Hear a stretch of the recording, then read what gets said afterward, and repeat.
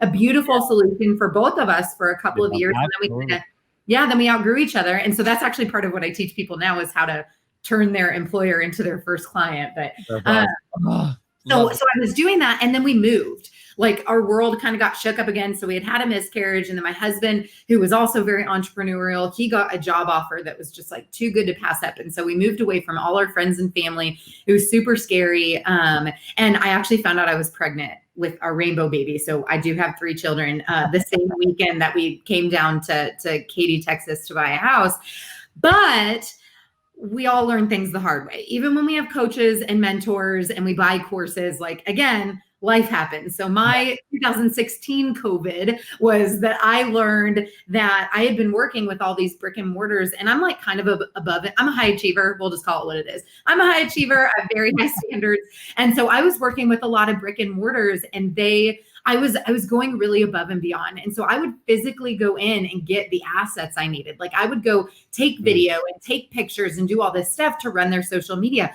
Well, when I moved, I had trained them not to be self-sufficient. And so it was my own fault. But what happened was I kind of had to start over again. And I had, they say luck is when preparation meets opportunity. Well, I luckily met an amazing woman here in Katy named Jenna Rodriguez. And she is really who first introduced me to the world of the internet. Yes, I was doing social media management, but she really introduced me to like just business coaching. I'd never even heard of a business coach until I met Jenna. I had never heard of a virtual assistant. I had never heard of an online business man. Like I did not even know these things existed because we don't know what we don't know. And then all of a sudden she's like giving me these opportunities. And because I'm awesome and I'm a high achiever, I need to please her, right? I'm like, if I keep her happy and I get her results, she might keep paying me. Like this was the goal in my head. And so she kept giving me more and more. And what happened was I learned a lot of stuff and I got paid to learn it.